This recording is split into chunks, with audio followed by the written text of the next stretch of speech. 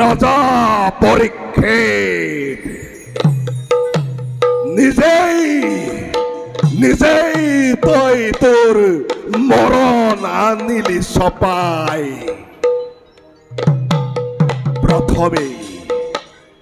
প্রথমেই মই তোর তোর স্বর্ণ মুকুটত করিম বার।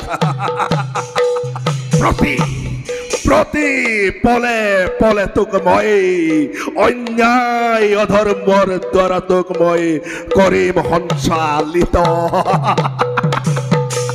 আর তারপরাই তোর মৃত্যুর দুয়ার খোলা হব।